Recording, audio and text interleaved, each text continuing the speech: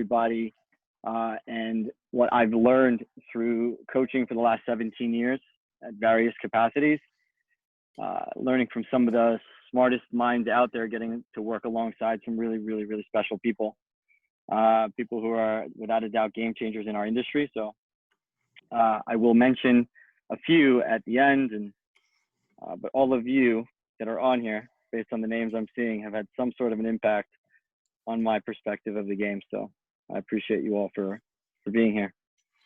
Let's get started.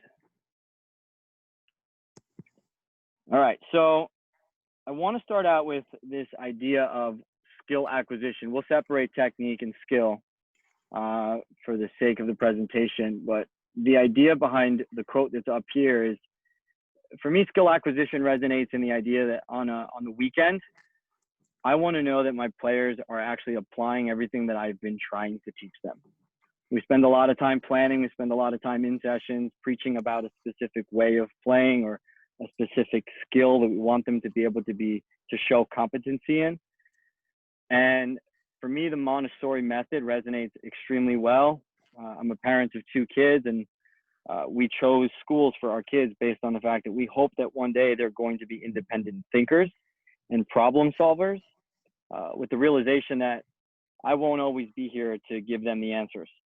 And I want them to be, to have that resiliency, to know that they can accomplish these things on their own. My little ones are super young, but I'm putting them through a process right now. So this is a quote that for me separates technique and skill, or the application of technique within a specific scenario. There's a quote that I feel is often misunderstood, in that the game is the best teacher. I think people feel that it's not just throwing them out there and scrimmaging the whole time and letting them just to their own devices entirely. I think there's a lot more that goes behind it. But when I read this quote, I think of some really intelligent players out there, players that I hope my players will one day play like. I want to tell a quick little story about my experience observing an unbelievably talented player. And I think of like the bigger, faster, stronger type player versus the extremely intelligent player, the kid that can pick a lock and just make everyone else look kind of silly or slow, even though they might not be the fastest person on the field physically. We had the opportunity at my job to go and watch a professional team train. And a gentleman by the name of Giuseppe Rossi was training with the first team. And what was interesting about watching him play is he was by far the oldest on the field, by far the slowest, and in the worst shape out of everybody on the field, obviously with all of his injuries and stuff. But fortunately, he gets to train with these guys a lot. And what's special about him is that although he was super slow, although he wasn't in the best shape, what I really enjoyed about him is he had the ability within one touch to tear apart 2 defensive lines. I mean, they were playing 4v4 in a really tiny grid with goalkeepers. I'm sorry, it was 3 plus a keeper. So yeah, 4v4. But he made everyone look silly. And he ended the day in a scrimmage where within one touch, he chipped the ball over the goalkeeper's head, made him reach back, and made him look, like I said before, silly. And I think there's something special about those players and the environments that they grow up in, or they develop in. And I really feel, back to the original message on the first slide, I really feel that our responsibility as a coach is to provide those environments, not just in the words that we say, but the way that we design things. We'll dig a little bit deeper into that. Unbelievable human being who is really sharing his gift with the world right now more than ever. And I have a tremendous amount of respect for him. And James, I know you are a very close friend of his as well. But this to me was one of the loudest things that in the last 3 years of my 17 years of coaching made me realize all the mistakes I had made. And all the times I had gone over to players to tell them, we talked about this. This is exactly what we worked on.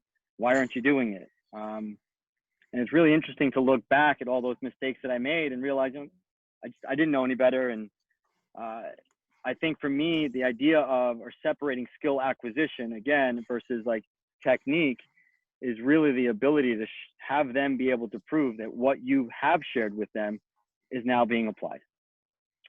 So just trying to share some quotes that I feel resonate well. I will now share a video. If for some reason you cannot hear the audio, I would ask you to very quickly step into the chat and say, hey, Bri, it's not working, because I can't hear what you're hearing right now, but I'm going to do my best to make sure that the audio is set up the correct way. Little intro into this video. Isolated technical training versus more player-centered environments where the kids have the abilities to make the decisions, where there's context that helps them make those decisions. Probably the greatest skill in the game is the ability to solve a problem and then act on a solution as quickly as you possibly can. And then choosing the right tool or technique in order to solve that problem comes next.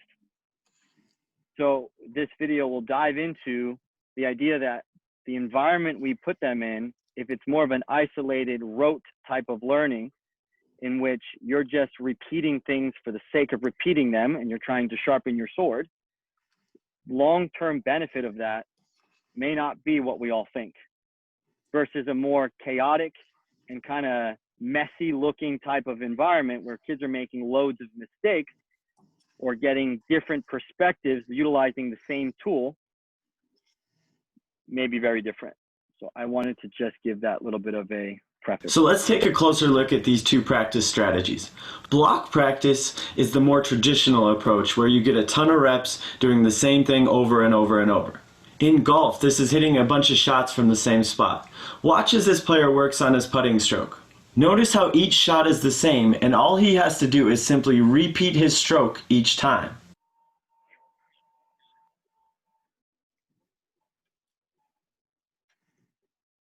Block practice is super common in basketball. We see this all the time when people practice shooting a ball. They'll shoot 10 or 15 shots from one spot before moving to another one. An example of block practice in volleyball is the coach hitting ball after ball at the defender so she can work on her passing and digging technique. We've all seen this one before too. The lineman getting rep after rep working on his blocking technique against a sled. Random practice is a little different. You can also get a ton of reps, but the reps are randomized. You're never doing the same thing twice. If you were going to take a more random approach to shooting a basketball, you would simply vary the location and the distance of each shot. Notice how every single rep is from a different place on the court.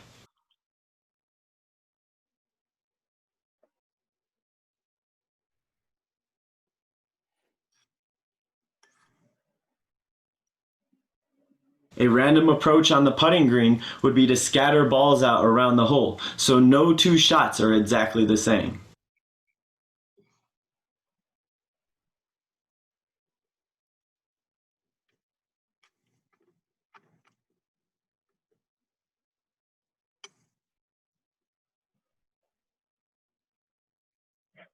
One of the most important studies in the block versus random research was actually done in 1979 by Shea and Morgan.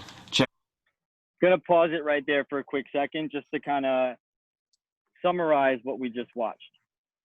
The concept here is the idea of doing the same thing over and over again. That's considered rote learning, right? It's like reading a book 3 times in a row. The likelihood of you remembering that information after reading it 3 times is significantly lower than if you were just to take a quiz after reading it once. It's a concept of retrieval practice. The idea that you have to stretch your mind and go through this deep process of trying to struggle to remember a piece of information and then apply it. Or in other words, I'm trying to figure out what tool do I need to fit into this problem. That's the concept that he's basically trying to separate. Block practice would be the example and an analogy that I used earlier today as I was preparing for this was the idea of if we give every single player on our team a hammer, then the only good fortune they're going to have is to go out and find a nail. But if they were to ever go and just take that one hammer that I gave them and come across a screw, then they're metaphorically in a lot of problems. They can't solve the problem of a screw with a hammer. But the solution that he's trying to describe with randomize is give them a multitude of tools, understanding and reading different scenarios, such as, hey, I'm going to give every single kid on my team a Swiss Army knife. If I'm preparing them with a Swiss Army knife, then they can go out there into the wild and survive pretty well versus just a hammer. I will now move on to the remainder of this video. This out. They divided the participants up into two groups. One group was taught a series of arm movements using block practice, and the other group was taught the same movements using random practice. They tracked each group's performance during this practice or acquisition stage.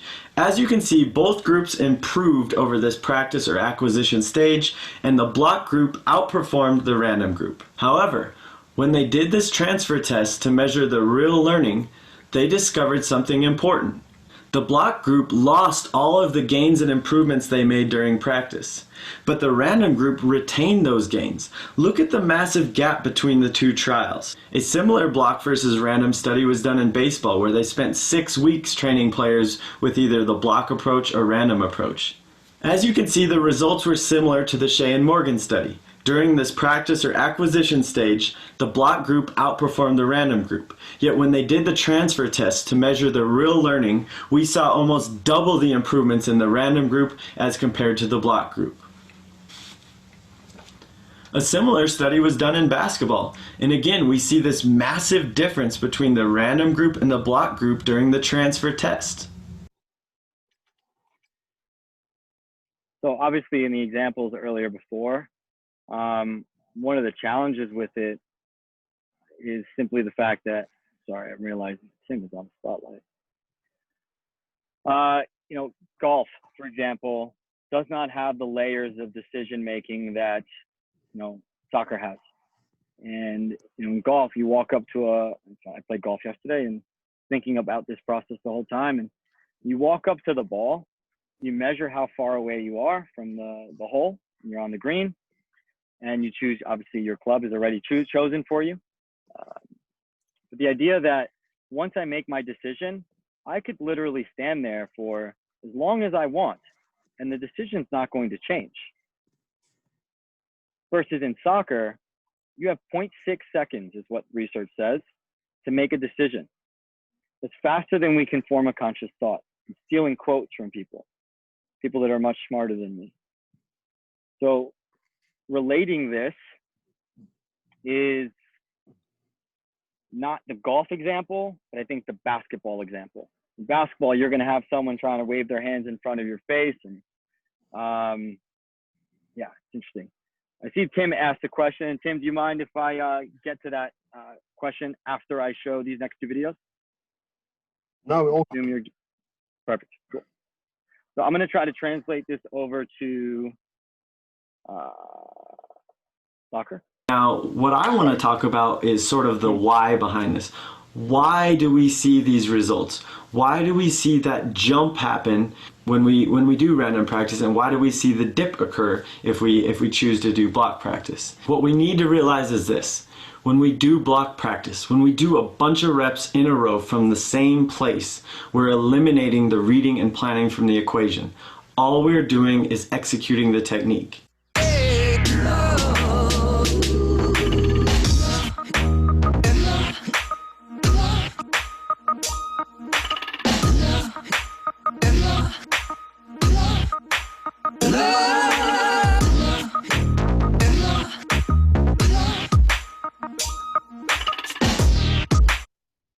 So I'm pausing again because something that's in this much larger video that he describes is the process that our brain goes through in sport in order to make us any kind of a motor skill happen.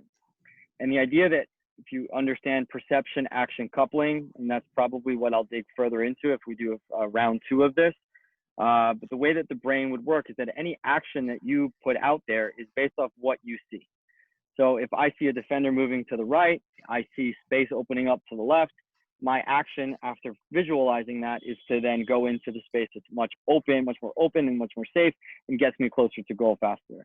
What you see here in the little the box at the bottom right is the idea that you have to read the game, plan for what you're going to do, and then actually do it. Someone might be a little bit fancier and break this up into more pieces. I'll use Todd Bean as an example, who I think is an exceptional mind behind the game. He, I believe, calls it perceive, conceive, execute, deceive, and then reflect or something along those lines. But it's in the same vein of what I see tells my brain what I need to do, and then I act on it. And then afterwards, I figure out, did I do it well? Did I not do it well? And I make adjustments as needed. Sorry, I didn't want to interrupt without you guys understanding what that bottom right video clip really meant.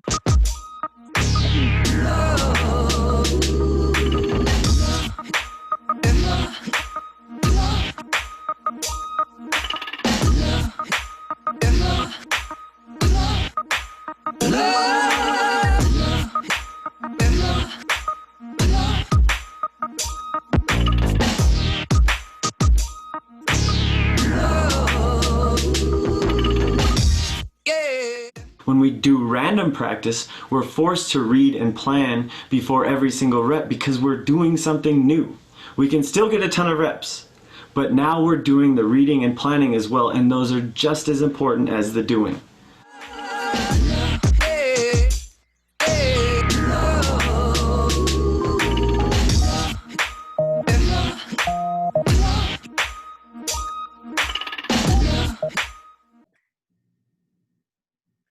All right, hopefully that video was helpful. I'm going to pause for a moment because I realize I've been talking a long time. You've been watching videos for a long time. And I want to answer Tim's question. And if anyone else has a statement, an opinion on what's been said already, please feel free to enter it into the chat. I'm going to go ahead and answer Tim's question. So Tim, truthfully, I don't know the answer. I'll tell you that from my experience, which we'll get into in a little while with my stories, I've found more success in focusing on you're saying is block the foundation for random. So if I understand that correctly, do I need to do the tiny, repetitive, drill-like stuff in order to be able to accomplish the chaotic environment? Am I restating that a little bit better, Tim? You are. I think if you look at it this way, back in the day, we used to call it economical training. You think about the 4 pillars: technical, tactical, physical, and psychosocial. I think you lose 2 at least of the pillars when you go into a more block practice where there's no opposition, nothing, no dynamics that help you to have to perceive and then figure a problem out. There's no problem solving, I guess I should have said easier. So you miss those 4 pieces of the game. And this goes back to that quote, right? The game is the best teacher. Well, if these 4 things aren't there, you're not teaching them how to play the game.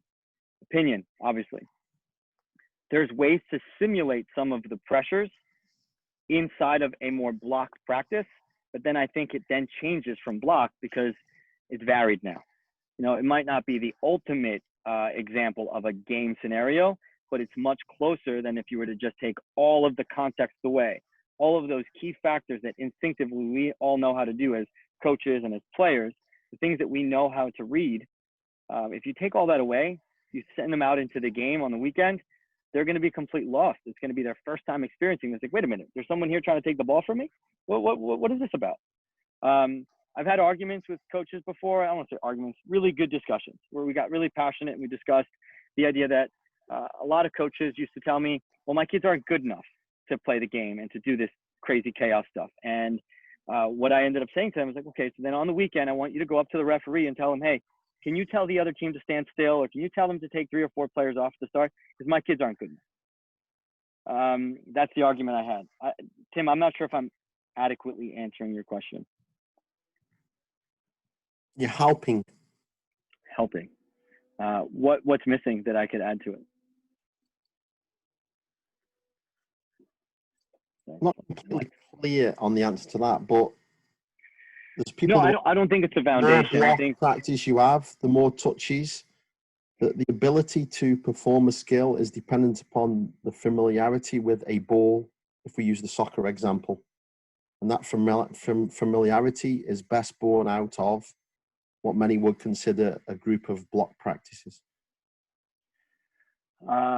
10,000 touches discussion.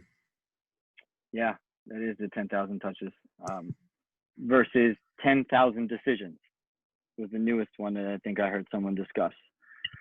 Yeah, you know, a good example that I was given, Tim, that I think is relative is the concept of driving. Tim, you have kids. When they grow up and they're old enough to go and take their road test, do you think they're going to be well prepared enough if you sit in the driveway and teach them how to go from park to reverse to neutral to drive to 2 to 1, whatever gears, and you practice that over and over again, and then you practice, hey, let's turn the wheel left and right, pretend there's a left turn here, okay, make your left turn, and also let's practice pumping the brakes.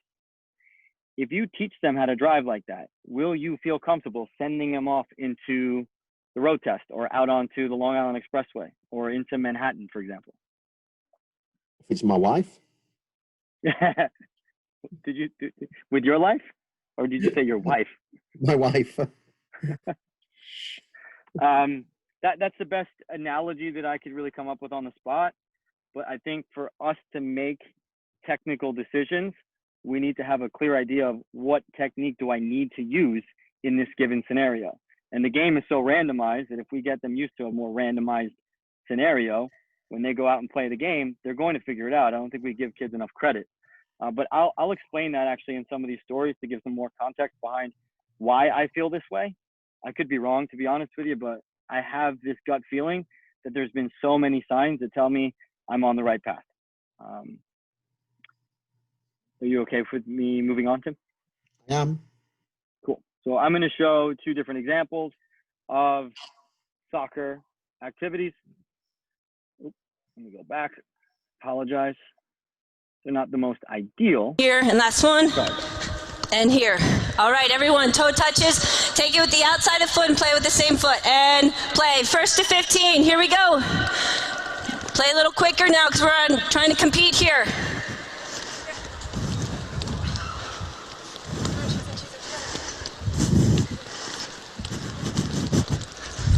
Good.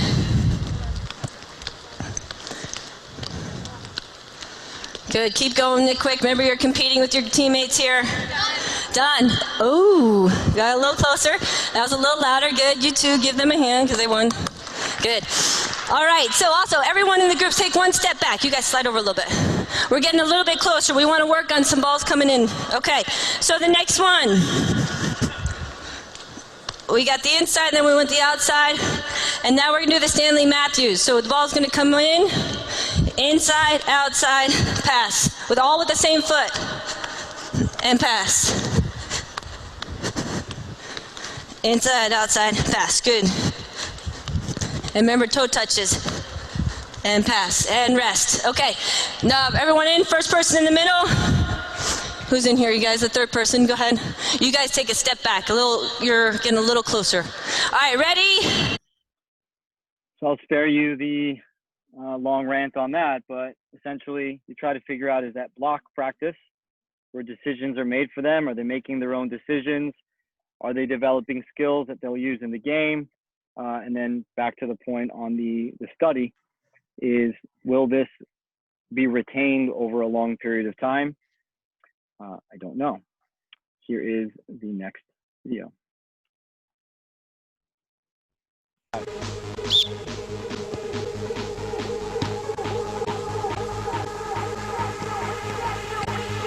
No, John?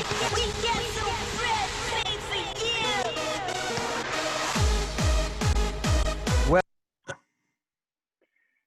so yeah, that's obviously a much clearer example of more randomized, because the player that is going to pressure the ball is not being told exactly how to act, and the player that has the ball isn't being told the decision they need to make. They're reading the cues of the game or the opposition in order to do that. Now, I'm not going to say that opposition is 100% necessary all the time, but I agree with Max's statement here that he put into the chat, is the idea that when I'm just by myself, and block practice type of stuff is the best that I can do. It's very difficult to simulate the game and the pressures of the game when you're by yourself.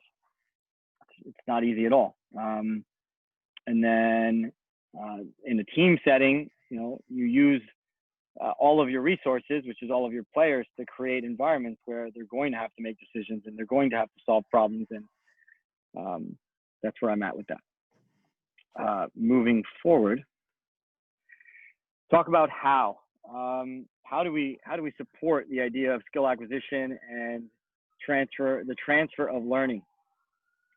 So I stole this from the National Youth License, which is probably one of the most powerful courses that I've taken ever. And I've taken a ton of licensing courses and certificates, and I've been to a million lectures and workshops and conventions and so on and so forth. But this quote will forever stay in my mind as a player and as a coach. So as a player, I think about the things that, I was that kid that you tell them what to do, and I would just never want to listen. I was a contrarian, so to say. Also super forgetful because I felt like I wasn't involved and I wasn't engaged and I wasn't enjoying myself. So I would just tune people out. But for me, it was always about red light, yellow light, or failure, getting warmer, and then what I thought was the jackpot for me. And I want to share 3 stories today before I kind of close this out and open it up to some Q&A. Just give me 1 second because I can't see myself. And I'd like to set up some lighting. I'm not going to put any specific names to the groups that I'm about to mention, because my fear would be anyone here who knows them might go back and tell them that I was talking about them. But these are the 3 stories that I'm going to share with you today, the 3 teams that I am sharing my experiences from. So my Plainview girls team from many, many moons ago, Levittown girls team from very recent, and then my team at home, my oldest daughter, who's 3 years old. I am building a U4 team for anybody out there that has a 3-year-old and wants to start a team. I'm all for it. So I put them in red, green, and yellow on purpose. Red means, unfortunately, an awful failure now that I reflect back on it. Green was my biggest success to this day, my biggest passion project, and yellow is in the works right now. So let's start with my POB girls. So that's me right there. It's me feeling really sad. I want to describe for each of these stories the environment that I've created. My Plainview girls team, I remember being on a field training another team, and I had the cones that kids were jumping over. I had them in lines. I had them extremely militant, do this when I say so. They were very organized. My sessions didn't incorporate the ball all the time. I'd have them do some ladders and some cool looking stuff, and I felt I was doing the best job ever. I had them all with a ball after I would do like 15 to 20 minutes of no ball, and I'd have them all just doing like toe touches and comfort moves is what we used to call them at an organization I used to work for, where they taught us to train like this, and it looked awesome, neat, orderly, awesome. And a parent came walking over to me and said, "Hey, really like what I see. We've got an A team. We really want you to come and coach us. We're the A team."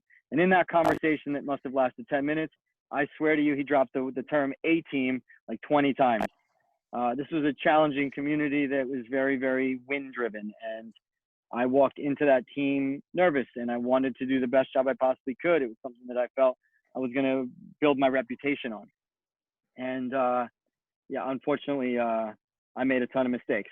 I realize it now because after I've learned different perspectives, I think about the last game I ever coached them in. And at halftime, I lost my nerve. It was awful. I was frustrated with myself. I was frustrated with them. And I completely lost it on them and told them that it wasn't good enough and they're better than this. And I lost my cool. And I don't know why. It was emotions and the pressure to win. And I thought that everything I was doing was going to make them successful. And I could almost swear to you, I told them, everything we worked on in practice is not happening right here, and it's basically your fault.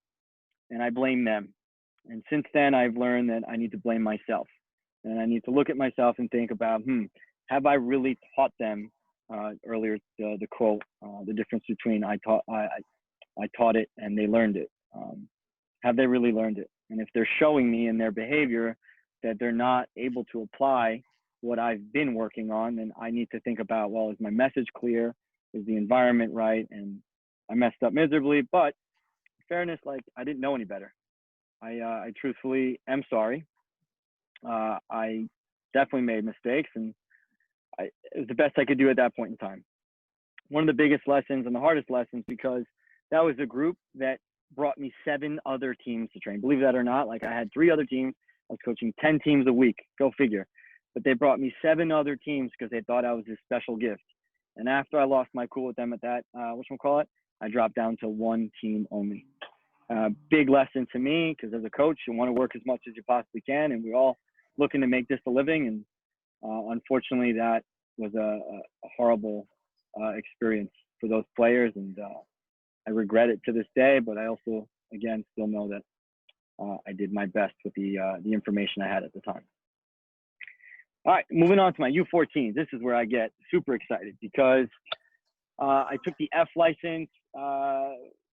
Tim, I don't even remember when that was, and I was asked to go and instruct the courses too. And the process of having to teach other coaches this idea that it's activities and not drills, and coming up with activities and reshaping my library of my go-to, these are the rabbits I have in a hat. This is the magic potion that I have. It's all about drills. And let me go on YouTube and find all these drills. And my U14 team, I took it to a completely different universe, and the results that followed were unreal. And I found a different way to measure my results, and it wasn't in the winning, in the losing. So I'll set the stage for you. A family member of mine had reached out and said, hey, we want you to coach this girl's team.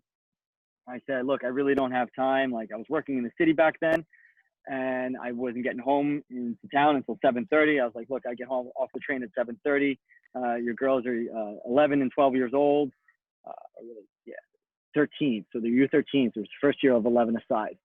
And they basically said, yeah, that's fine. We'll start training at 8 o'clock. Oh, you know what? 8:30, we'll do it. I'm like, I was hoping they would say no, but they said yes. And I ended up coaching this team, and I introduced them to a very different way of training. And I had a first game I went to, literally, they lost 5-0. They completed 50 passes amongst themselves in that entire game. And they gave the ball to the other team around 120 times. So they gave the ball to the other team more than they gave it to themselves. And they lost 5-0. At the end of the game, I walk over to the parents. We have our first big meeting, and I explain to everybody, hey, look, this couldn't be a better scenario for me, because we are at rock bottom, and we can only go up from here. These are the things we're going to focus on. This is what practice is going to look like. And they were all beyond doubtful. Like, they were like, this isn't going to work. This guy's no good. I had a parent shouting, telling them that they can't be yelling orders on the sideline. They basically didn't believe in it. So the first year, these are stats. I felt that as a team, we needed to come up with the things that mattered to us most, the small victories that would ultimately lead to the big victories, which is the win. But I wanted them to focus on the process rather than the results. So we started measuring certain things. There was a TED Talk out there somewhere that maybe I stole this idea from, but we started counting passes, completed, incomplete. I had these other little terminologies that we started coming up with as a team that eventually I would count. By the way, on there, yes, you can see there's one that says death toll. We weren't killing people out there. We had a player that was half the size of everybody, and she would run through every 50-50 ball, absolutely fearless. We were going to rename the captain band after her, because she had the biggest heart and the drive, and I would always call her the captain, and I would choose on a weekly basis who the captain's going to be based on effort and attitude in practice. And she was fearless, and she worked hard, and she was there early, and she would stay late, and she would help clean up cones for me. Just an unbelievable kid that I was trying to set the example for these players. And that's why this says Angie Death Toll. I'm not encouraging kids to hurt each other. So this is year one snapshot of a typical game for us. Here is year two, start of the season and end of the season. Pretty significant increase. I would love to get into the detail of what all of these terms mean, but it got really overwhelming. So we started dropping it. And last game I ever coached them in 2018 or 19. 2019. this was our result. So we went from 50 to 70 to 200s to now 300s. And percentages of pass completion, we started counting forward passes during the middle of the season, but that got too complicated. And this to me was a result of the environment I put them in. It constantly looked like the game. It constantly got them the repetition of being in situations that they were going to be in games, not repetition of this is the type of pass we're going to use to cross the ball. So let's just do this over and over again. And they absorbed it. And then when I sadly had to let go of the team, the response was unreal. The thank you cards, the emails, the phone calls. It's been one of the greatest experiences for me ever. And all I really did was give the game back to them, to take them away from an environment where they were always told what to do and always told what's wrong. And I supported them and I gave them specific praise around the things that they were doing well. And I gave them a very clear measurement of what success looks like. And I gave them a very clear style of play that I felt was going to be useful for a group of girls that weren't poached from 9 different towns to come play for a small town. They were kids from the same school district, all 14 of them. 5 of them were playing 1 year up. They weren't soccer players, they were athletes. They learned to play soccer. And I was very, very fortunate that they absorbed everything I did. It kind of goes back to they don't care how much you know until they know how much you care. I showed them I cared by putting their needs first. And I did deep dives into what are their needs? What is it that they want? They want to have fun. They want to play. They want to make their own decisions. And that was the result of it. The third and final story I have for you is about my daughter. As a parent, I feel like coaching has been the greatest experience for me ever because it's prepared me for what I have right now. But until you're a parent, you don't have the emotional side of things to witness your kids making mistakes and realize how painful that is. So I had a choice. I needed to try to teach my daughter how to ride a bike. She's 3 years old. And I had a choice to make, and I spoke to a couple of people. I could go and get, the standard training wheel, which to me is an analogy for the isolated block type of practice, where the only thing I feel she's learning on riding a bike with training wheels is this idea of pedaling. But we all know that the basic concept or the fundamental skill of riding a bike is balance. And if she's not balancing because it's being done for her, then the only thing she's really learning to do is push with her feet. And the steering part, there's much more to steering of the handlebars of a bike than going left and right. It's about adjusting your balance. So I made a difficult choice, one that to this day hurts me when I see her fall. And if you see a picture of her knees and how scraped up they are right now and the amount of Band-Aids that I go through on a weekly basis because she's falling over like crazy, you might think I'm a bad parent because I'm letting this happen, but the reality is I know this is going to be best for her. Let's pause for a second there before I show you 3 different videos. But I think I look at, Tim, your question of the block versus random.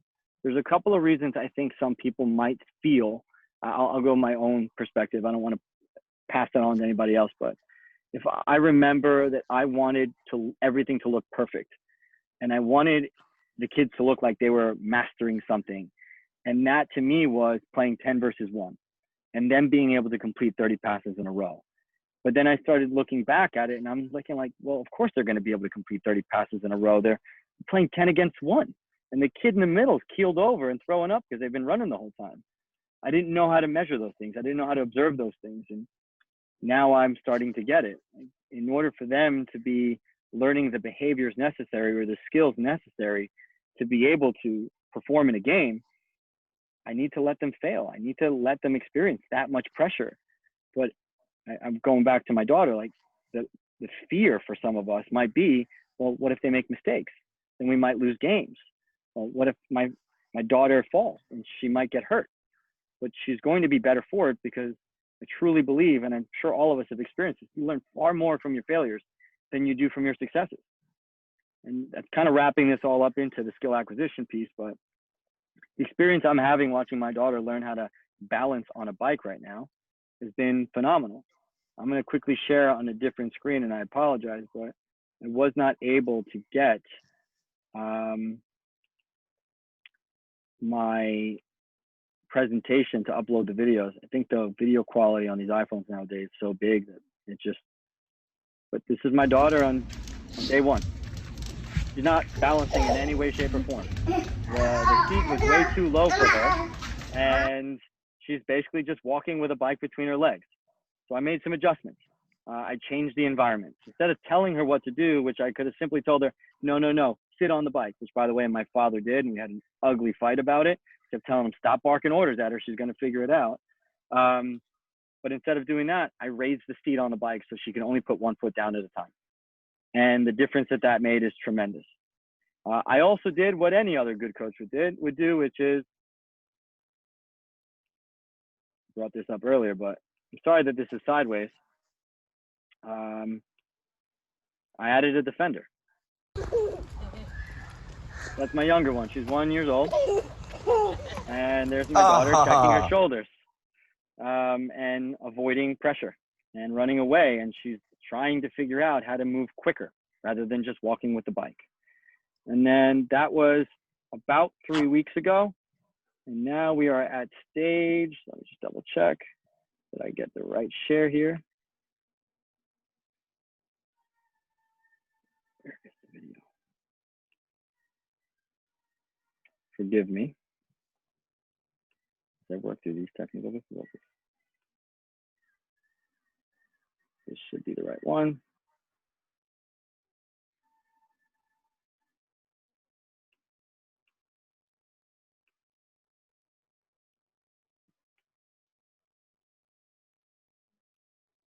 There it is. Again, forgive me that it is sideways. You might just need to turn your head like this. But this is her now. And you can probably hear her voice, how excited she is. I'm doing. Look, it's laughing. That's what That might be choppy on your end. I think you teach it. Basically, she's lifting her feet up in the air and she's balancing and she's going 10, 15, 20 feet at a time with ease. We decided to start wearing pants because that's how scraped up her knees are. This is my analogy for, I'm taking everything I've learned in the past to try to apply it to how I'm teaching my daughter a very difficult skill. And hopefully that resonates. I'm going to open up the mics in a second so that everyone can kind of share their perspective on this all. But let me go quickly back to the presentation.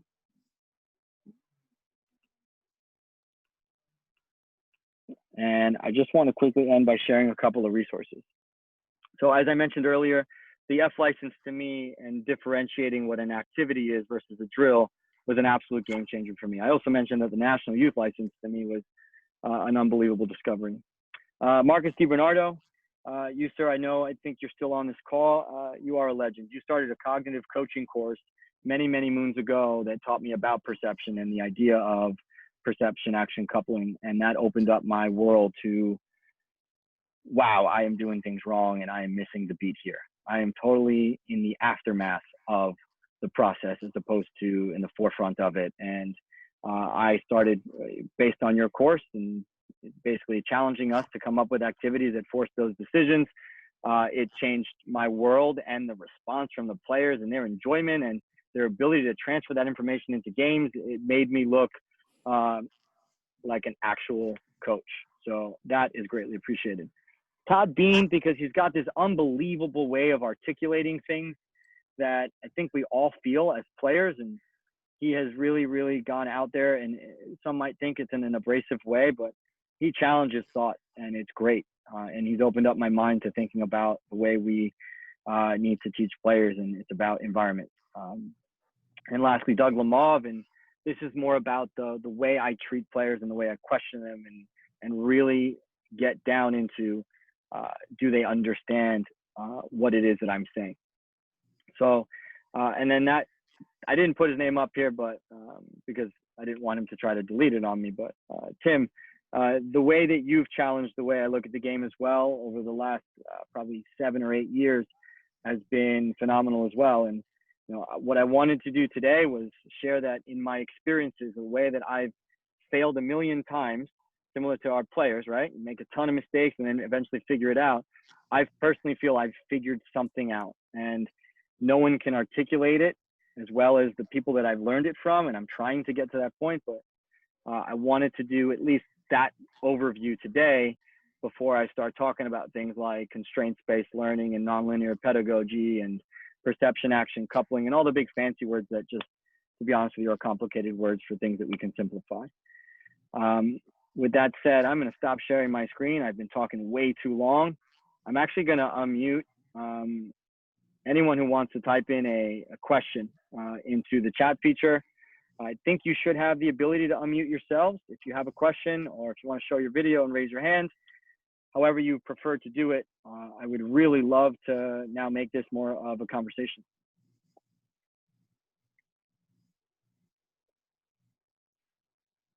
I can cold call on somebody.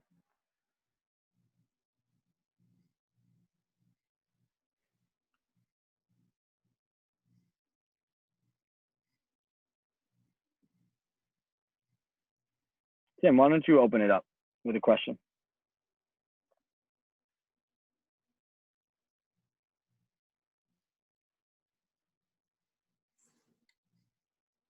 Brian, I've got one. It's James.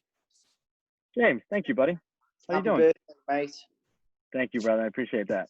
So obviously, with the kind of coaching that I'm involved in, it's the supplemental training, and we've all seen a big kind of rise of that type of coaching in recent years. With regards to like blocked practice versus the retrieval practice and the random practice, what's your perception of supplemental training and in an individual session, it's sometimes difficult to replicate game-like scenarios through random practice.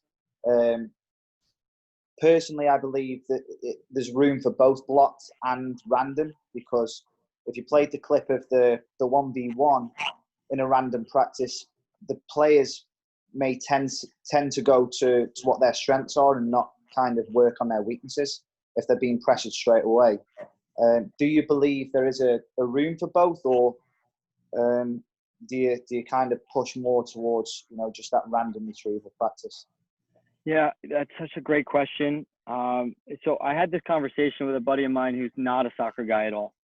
And when I was trying to explain to him the difference between those two, because he had a similar question, he's like, well, which one you're supposed to do? And I said, well, I don't know. He's like, so you're not trying to contrast them. You're trying to complement them. One serves the other 100% well. I do think the first picture, though, is going to be the more randomized, where you allow them to fail, understand what tools they need to sharpen, and then send them off or go with them to sharpen some of those skills. They still won't be able to transfer that information until they've applied it in the actual scenario, where they understand, well, this is when I use this tool. It's like trying to fit a square peg into a round hole. Mm-hmm. That's what I'm afraid is going to happen with kids. Is you might teach them certain things. Now, I follow you. I like every single video that you post and stuff, and I leave comments whenever I can. And I love some of the stuff that you do, especially you have some challenge that you do with another one of your coaches, where you'll roll out a ball and there's two gates, and you're putting the pressure in for him to decide which gate to go through. And then he has to, I think he tried to score a goal or something like that. And it was one of the greatest things I'd ever seen, because that's how I would probably do the more individualized practice, where I'm applying the pressure, where I'm giving them the context for which they need to make their decision from. Yes. And I think when kids are on their own, 100%. I'll give you an ideal scenario of I'm by myself and I want to create more of a decision process, right?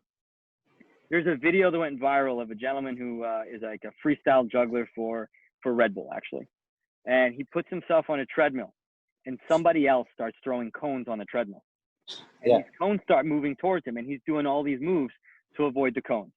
And I found that absolutely brilliant. I was like, wow, what an unbelievable way where he's making decisions responsive to some sort of a stimuli, right? I see this, which tells me I have this.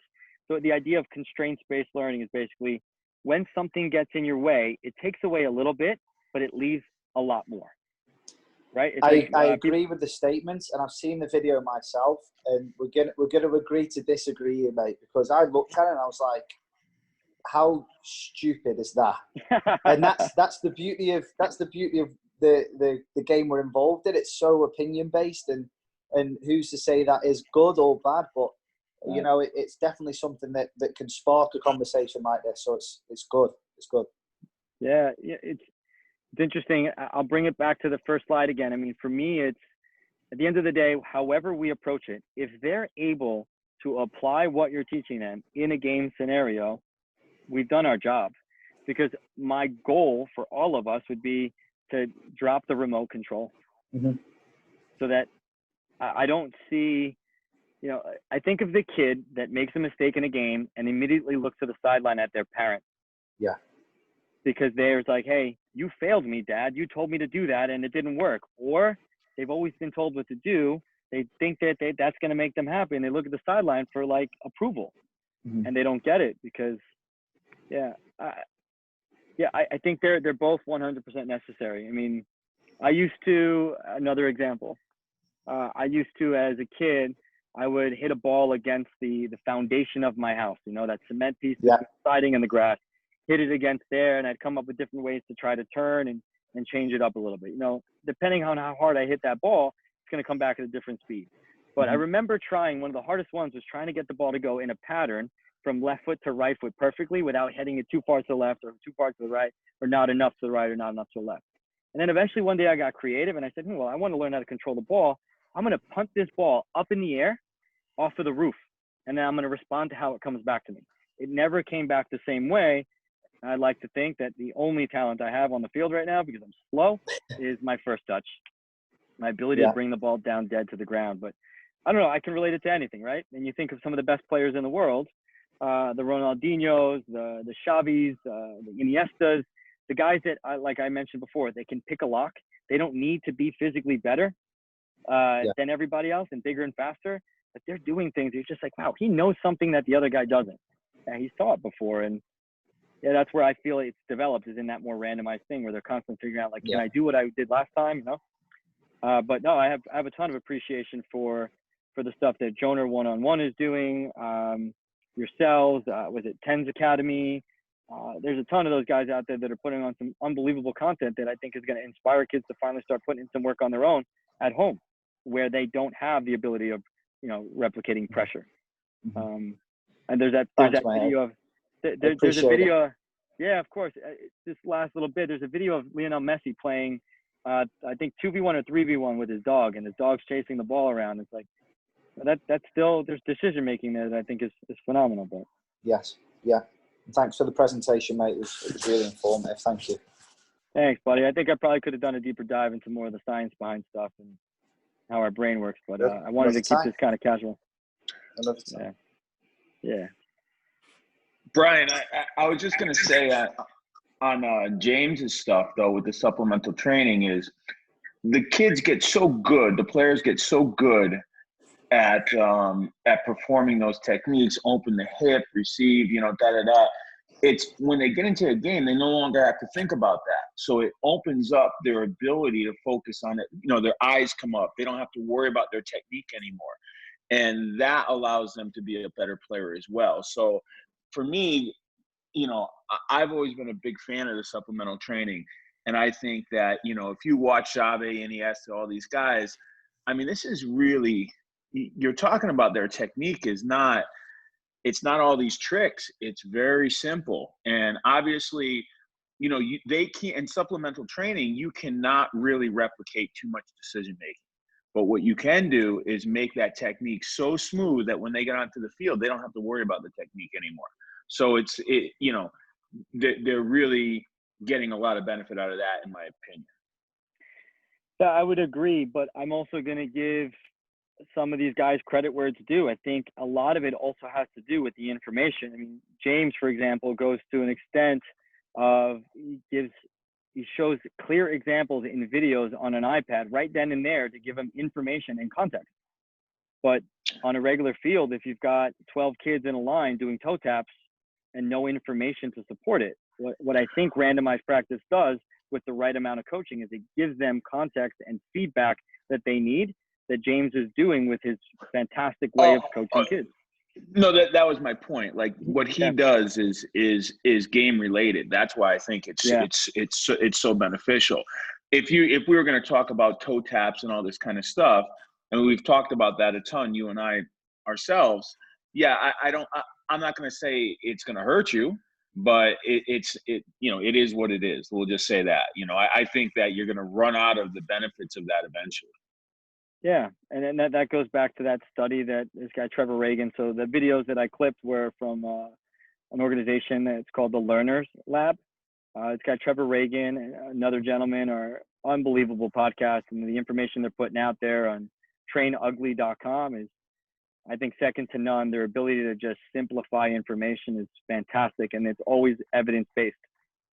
But yeah, I mean, the other thing to that is the visualization part. You know what I'm saying? Because, if you're talking about repetition as well, they've done some studies saying that visualization plus repetition actually does better than just repetition itself. Yep. Yeah. There's an interesting gentleman, but his name is Rob Gray. He works at the University of Arizona, sports science, like genius. And he has a podcast called Perception Action Podcast. And one of the things that I found interesting is this new craze that kind of popped up not too long ago with like flashing lights that are indicators for a player, like a ball's rolling to me. This light goes off, tells me to do something. The studies that he's done show that information isn't the same as the information you get when making a soccer decision, because there's this. What you're doing is memorization as opposed to problem solving. This red light tells me to go to the right. I'm told what to do. Yes, I don't know when that red light is going to pop up, but when it does, it tells me red light. I know the answer, as opposed to this problem pops up. I have to go through the process of dissolving what that is and then come up with a solution. And it's interesting that you bring that up. It's a concentration exercise. That's concentration. That's what that is. I mean, because the reality is you can't train in-game decisions without the real cues. And if you're not in a game, I'm sorry, you just can't do it. I mean, your example with James and, first touch coming to pressure, that's a good example because that is realistic. It's one guy coming at another guy touching to space. That's great. Right. I mean, I tried to find the best videos I could that would be as contrasting as possible to show.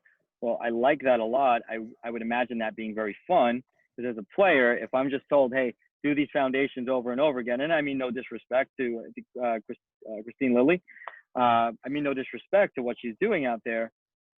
I don't even know what her objectives were for that. It could be a fitness thing, right? And just keep moving. But I don't think those players were actually getting better through that, as opposed to the other kids who were like, oh, wow, this is fun. And I think that's part of this, right? Environment-wise, like, we need to make sure that this is fun for them so that even more learning happens, because then they want to be there. It's a whole nother presentation, though. No, I appreciate the input, James and Marcus, and not sure if anyone else has any input that they want to share. I mean, for the most part, I see that everyone that's on here I've had a conversation with about these types of topics, so I probably should have gone further in depth with the information if I knew that this was going to be the only audience. No, I thought that was really interesting, the video about the randomized practice where the guy was showing golf and all this, because back in the day, deliberate practice with the Dan plan, I don't know if you ever saw the Dan plan, where the guy quits his job at 30 years old to become a professional golfer. And the 10,000 hour rule is what he tried to do. He tried to practice for 10,000 hours to become a professional golfer through deliberate practice. And it's a very interesting. I mean, I don't know if he made the whole 10,000 hours, but it basically kind of shows the flaws in what we're talking about. Yeah. So I looked it up. I was having this conversation. I've had people that have tried to basically, I don't want to say prove me wrong, but have tried to tell me that I'm on the wrong track. And someone brought up golf exactly and Tiger Woods. And I actually just found an article that Tiger Woods' coach credits constraints-based learning to the success that Tiger has on the golf course. I will share that article, actually. I wish I had it up right now. I will share that article with you where it shows the things his coach used to make him do to struggle to constantly have to be figuring things out, hitting a different club from a different distance and taking clubs away, like it's pretty intriguing. But did you ever see when Tiger bounces the ball in the club and whacks it like in the air 150 yards? Like that just shows you that guy has got everything. Yeah, he's pretty phenomenal. So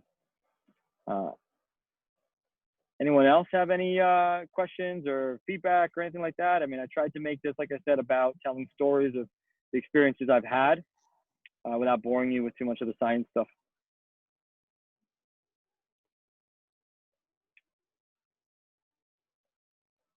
Right. Yes. How do you think you teach the green coach, the difference between just rolling the ball out and letting them play when they're thinking about like a player-centered environment versus actually coaching and giving them repetition of game-like moments that they'll be able to retrieve later? Oof. How do I teach a coach to understand how to create this environment, basically, right? Like Because it's easy to teach someone how to teach kids to dribble at a cone and do a move and do that 1,000 times. That's very easy to do, but I think the nuance is if you put them in a player-centered environment where the game is very quick and the coach is maybe not that experienced, to then be able to look for the right things. That's a great question. I would tell them that it's their job is to improve behaviors. So if they're making mistakes on things and they see a commonality, I guess the skill that they need to master is observation. And I'll share my experience. I was a control freak. I wanted everything to look perfect. And I realized with that U12 girls team, that was the biggest mistake I could have done. But I thought that was being a good coach. So I probably have to get them over that obstacle of like, hey, the more mistakes that they're going to make, the more mistakes I can have them experience on purpose, meaning that they're being challenged, the better off they're going to be. As opposed to, let me make it extremely easy, and then they learn nothing. They've learned nothing. Max, you and I have had this conversation before about like video games, right? The idea that if I jump with kids, you put them in front of a video game that's super easy, they're going to get bored and put the control remote down, right? They're just, all right, forget this.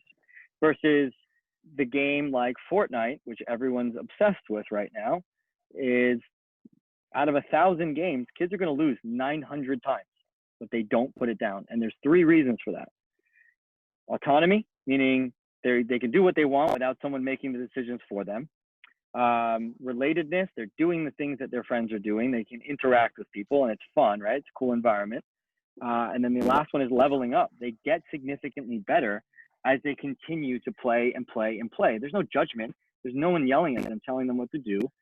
It's, to me, a large part of why they're so hooked on those. And we need to create environments like that where it's fun, it's challenging. And I would try to teach the coach, this is what it needs to look like. It's going to be messy. They're going to make mistakes, but finding that sweet spot is what we always call it, right? Like balance, challenge, and success. Thank you. Malcolm. Yeah, no problem. Malcolm, I like that a lot. Smaller numbers for that coach, less chaotic. Might make it easier for him to learn. Yeah, I guess you'd have them go through the same process you're putting the kids through, right? Hey, you're going to make a ton of mistakes. We're going to reflect on it. We're going to try to apply something different based on what we've learned. And then we'll reflect again. We're going to have experiences. Kind of the U.S. soccer's mentality on experiential learning. Thank you, Max. Hopefully I've answered your question. Anything else at all, guys? Bryan, thank you for being so honest and sharing your experiences. I'm sure everybody else on here has made some of this similar mistakes. Thanks for having me. Yeah, of course. Thanks, Tom. I appreciate you. Yeah, thanks, Bryan. I've never made a mistake though, so just, just let you know. Coach, yeah. Yeah, okay. Thanks, man. I appreciate it. I really enjoyed it. Yeah, Take care. my pleasure, guys. Thank you all for your input leading up to this and for being on here. I appreciate it a lot. Bryan, thanks, man. Thank you, guys. Thanks, Brian.